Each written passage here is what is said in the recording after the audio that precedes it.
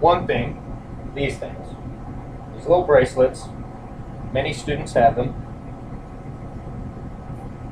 and you can find them all over academia. It's not going to do much, but with the initial application of pressure, it might do a little.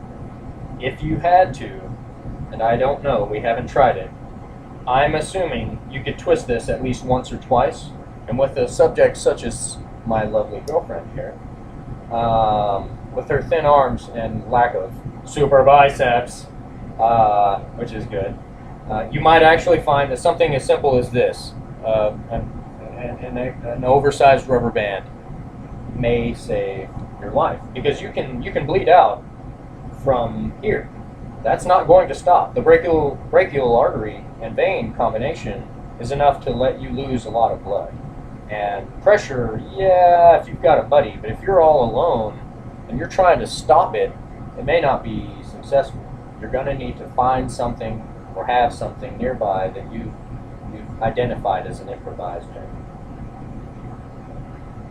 Also, we have tape. Tape is very ubiquitous. This is your standard United States federal government red tape. Excuse me? You don't need the shirt? She's scared. It's going to hurt. When you're in a serious situation to save someone's life and they're bleeding, it may be trivial, some measure of pain and or skin discomfort. You will need to realize that whenever, if there's a loss of limb, we're talking about loss of life. So if there's a loss of limb, they may need some extra skin to wrap around the stump. However, you're not going to run into that unless you're in like a rural environment and you're literally over what the military teaches now is 111 minutes. Can you start feeling the... Yes, I can. Right, so that's the basic idea. Same as the one that's down there. Inside the Something tape rigid in the tape. that you First- can twist and use as leverage. Right. And you saw it. It was just a little half knot. You lay it across there. If at all possible, they can help you do this. You wrap it around and you start twisting. You may, with tape, it's abundantly clear that you may have more tape. And so you may be able to tape it up and then even carry your victim or casualty or patient to a mode of transportation to get them to a hospital. Otherwise, you may need to hold it.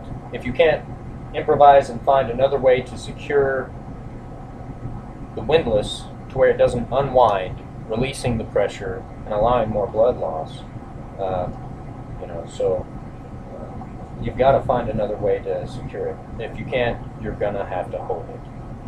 Or they can hold it. Also, in the same manner, rope. However, rope and wire require something of a more delicate touch. A shirt. Take off your shirt, wrap it around. It doesn't matter if it gets blood soaked. Wrap it above the wound. We're assuming that the wound is down here. That provides some padding. What you can do then is take either your rope, even a necktie, the belt, something which everybody is familiar with, your power cable to your laptop or any device. You can take that across there, do the same thing. Wrap it, tie it. The belt loves to pinch people. Yank that around.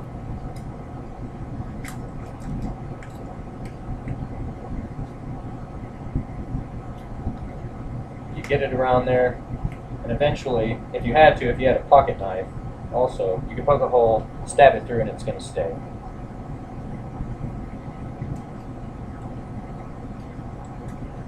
Now, one of the main things, and what was told to me, shoelaces also, as long as you have the padding here so that it's not cutting into the skin but still distributing the pressure over a wide enough area to where you can stop the bleeding, then it's effective. What was told to me, and I thought was very interesting, was that they didn't have tourniquets at the clinic on Texas Tech. If you're assuming that the clinic is going to be able to save your life and they're going to have all kinds of goodies there, you're wrong, because they brought out basically what was the rubber band just to give enough constriction to dilate the vessel structure and penetrate for blood sample. That's not going to cut it with massive blood loss.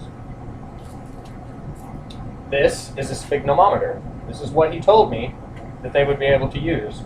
And what we found out earlier, interestingly, was this is the most effective. It is. It is. If I keep doing this, if we kept doing it, you would definitely see a change in color right here. I think right about now is where we were at last time, 280 on the sphygmometer. That's milligrams of mercury in pressure. Is that effective? That is very effective. What you need to do, A, visually, You can see it in my hand. you can. You ensure that no more blood is being lost. Wherever you apply the tourniquet, whatever you use as your improvised tourniquet, make sure it stops the blood. If you're unsure, if you can't see, you can check for a pulse. But, you know, you're going to be able to tell whether there's significant blood loss. Now, can I keep going? Less? Better? Yes. Now, there may be some venous, please.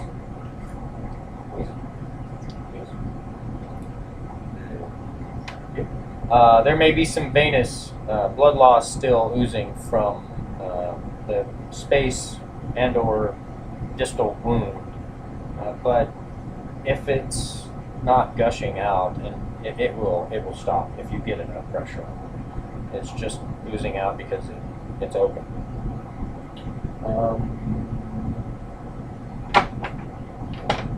Really, I think that's pretty much it. Yeah, that's it. We've gone through a lot of things. There are a lot of things you can find. I'm wearing another belt right now. If you know you had multiple injuries, clearly we don't have that many landmines in America, but there are, as aforementioned, lots of accidents, especially up here in Lubbock. There's potential tornadoes. We had some crazy weather the other day. If you're in an accident and you're on your way home or out of state or anywhere, and you have an accident and you can't get to a hospital, there's not one right there, you're out in the rural environment, you're really going to want to be able to stop some bleeding if you're in an accident.